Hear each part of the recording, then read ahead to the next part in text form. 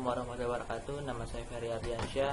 Saya dari Fakultas Teknologi Komunikasi dan Informatika, Program Studi Sistem Informasi, mata kuliah Pengembangan Sistem Informasi R02. Kali ini saya akan membahas tentang soal-soal UTS. Yang pertama, jelaskan perbedaan karakteristik sistem informasi dan klasifikasi sistem informasi. Karakteristik sistem mempunyai komponen-komponen baca sistem, lingkungan sistem, penghubung, masukan, keluaran, pengolah, dan sasaran. Sedangkan klasifikasi sistem informasi adalah suatu bentuk satuan antara satu komponen dengan satu komponen lainnya.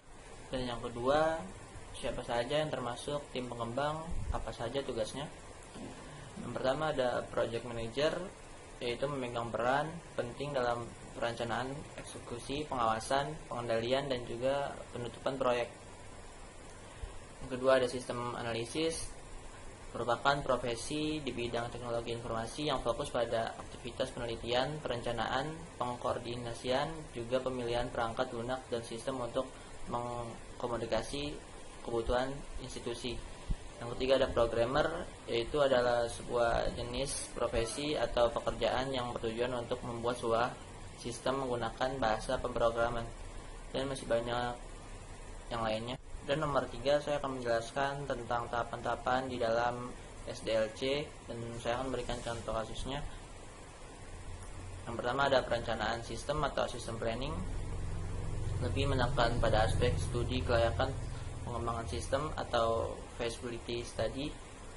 Aktivitas-aktivitas yang ada meliputi yaitu pembentukan dan konsolidasi tim pengembang, mendefinisikan tujuan dan ruang lingkup pengembangan, mengidentifikasikan apakah masalah-masalah yang ada bisa diselesaikan melalui pengembangan sistem. Yang kedua ada analisis sistem, yaitu sistem analisis.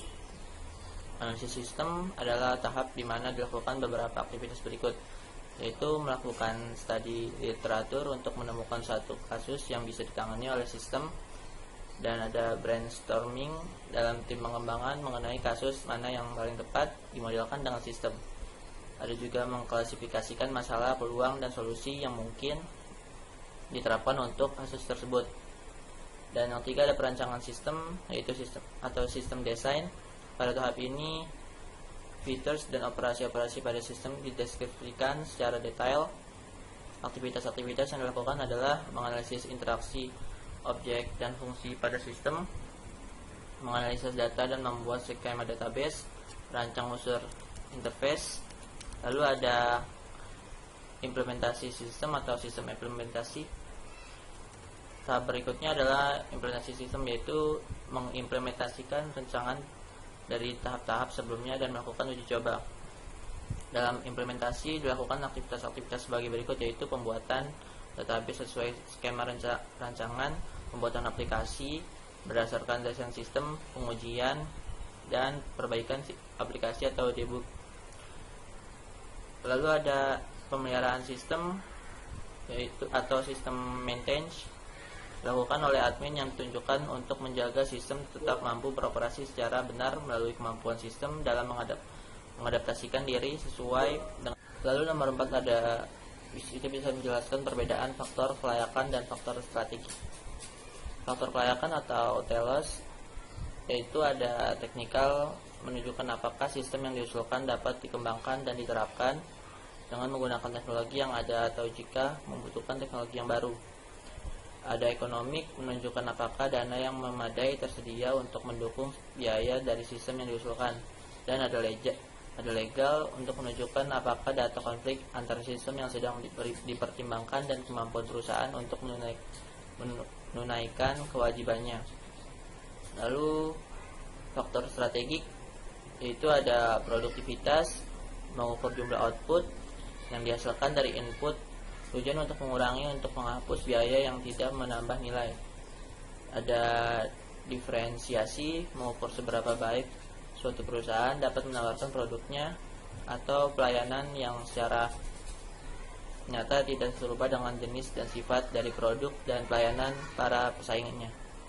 Ada manajemen, menunjukkan seberapa baik sistem informasi menyediakan informasi untuk membantu para manajer dalam perencanaan, pengendalian, dan pengambilan keputusan.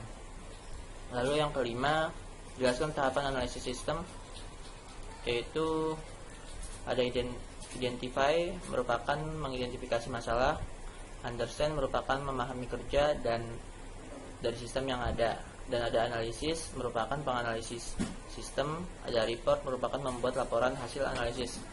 Sekian dari soal-soal yang telah saya jawab. Apabila ada kekurangan, terima kasih. Wassalamualaikum warahmatullahi wabarakatuh.